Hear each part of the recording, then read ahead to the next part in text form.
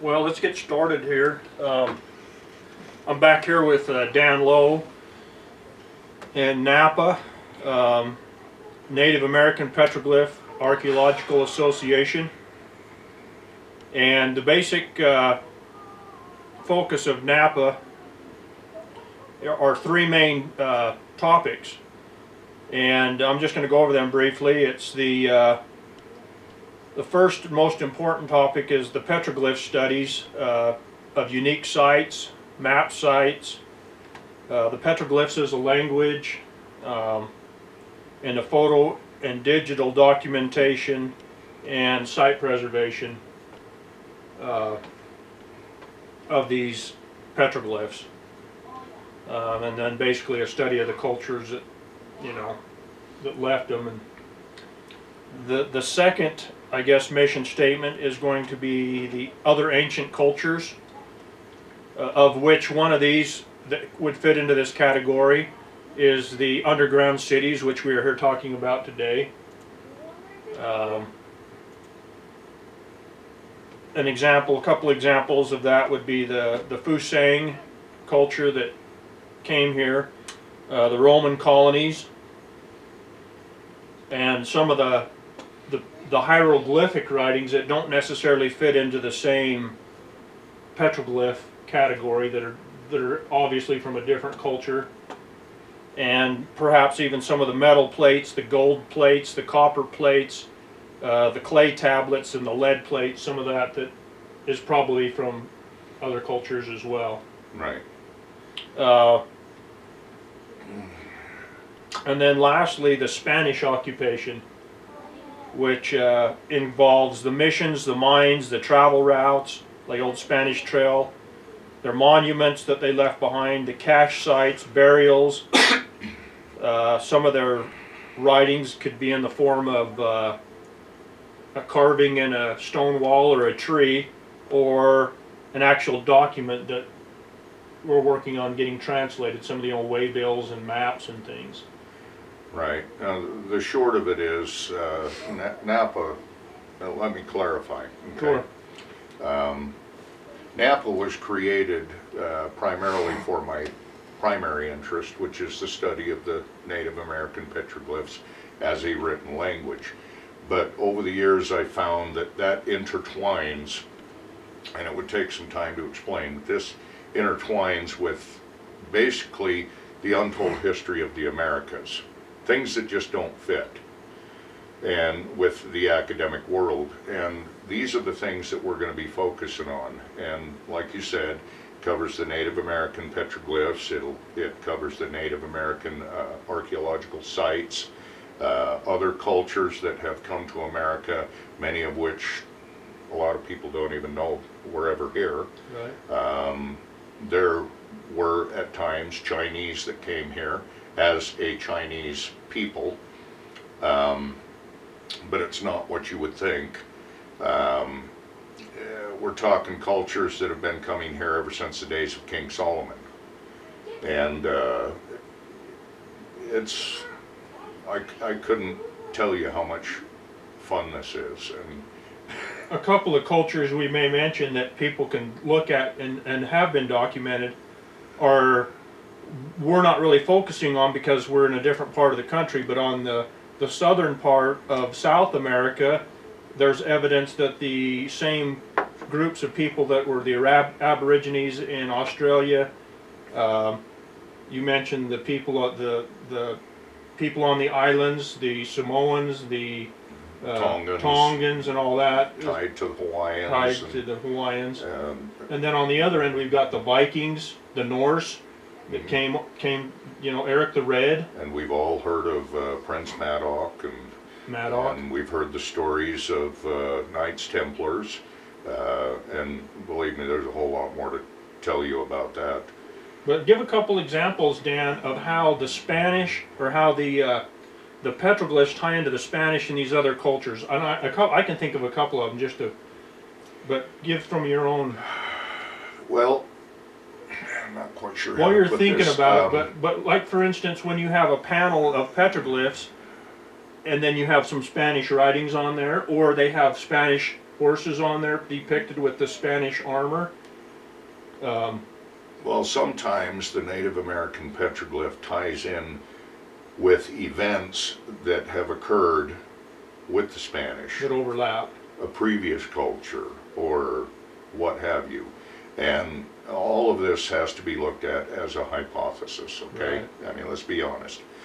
Because I can't prove it. How else might that tie in? Well, the underground cities, for instance, okay, you've got various the sites. map site that shows the underground city, which also ties into the Spanish because we have obvious evidence of them in the area, Right, in the same area as the natives and this underground city, and right, and all of that may have come from an old Latin map Right. with documented evidences of things that they seen long before the Spanish ever came here, which Right. would be your earlier cultures that we previously mentioned, that most do not know were ever here. Okay. It's quite broad, but the focus is the Native American petroglyphs and anything that stems from or attaches to that in one way or another. We've been talking a lot about the underground cities, and we've got off on a few tangents because there's so many things that tie back into this. But we're going to continue this series. We're going to bring in some other things and then branch out and show how, in reality, all history does tie back together. This Napa research group that we're putting together, and Dan's been working on for years, is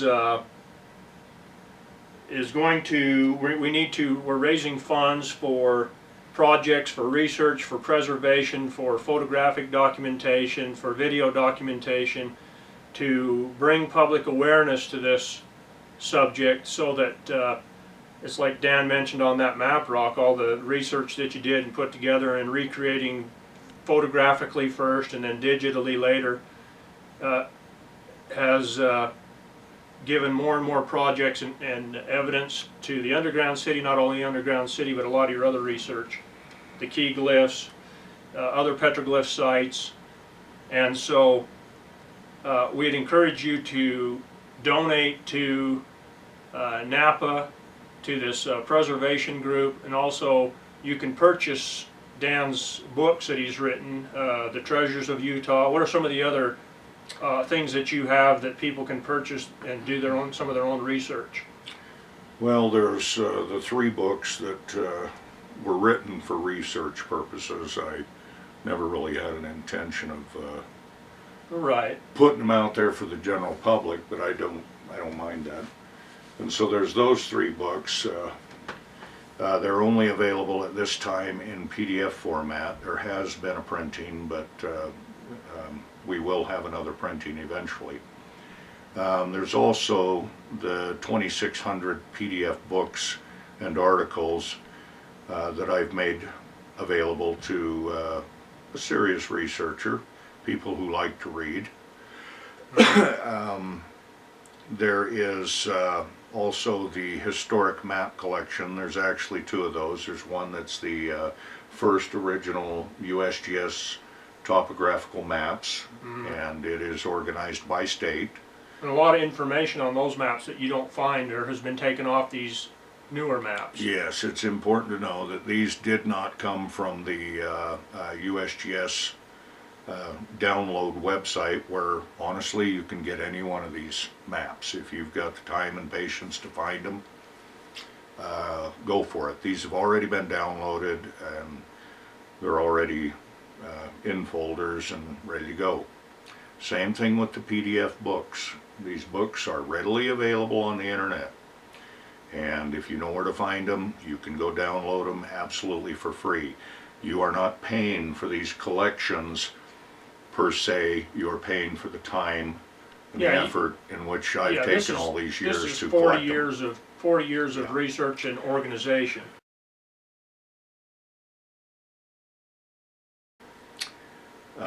There are some other things, but I'm very selective on who Right. I would But your latest book, The Treasures of Utah, that's available in PDF. Yes. And we're going to put a link below on this YouTube podcast here that will tell you how you can donate to Napa. A link to the website tuscoro.com, Yes. which is Dan's personal website. And we'll put the links down below so that you can see some of the things that we have available for researchers, and as we go through this series, you'll be able to do your own research and find the sources that we're using in our own presentations. Right. So you can verify that yourself, not just listen to us and yabba jabba doing over here. So that it'll give credence and credibility to what we're saying. Credibility. Yeah. There is a basis to everything we've talked about here. These are not things we've just pulled out of thin air. There is a foundation to it. But as I've always said to everybody and anybody who is beginning to or embarking upon a journey of research, is you question all things.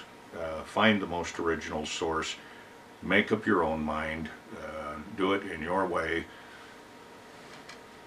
and have fun doing it. One other thing I want to put a plug in here for is starting this summer, we're doing trips to, as we go out and do our research, we're going into the field, we're camping out, we're getting together in groups. It's a lot of fun. We hang out around a campfire, we tell stories, we use the tools, the technological tools that we have, whether it be metal detectors or aerial infrared or drones or whatever we're using in our research, and it's a good time and it's a reasonable expense for this trip, and it supports a good cause, it supports this research, and it gets you involved personally in what we're doing. And you can contact either me or Dan from the link below, and we can give you further details about those trips that are going to be going on through the summer. So. Right. Thank you. Yep.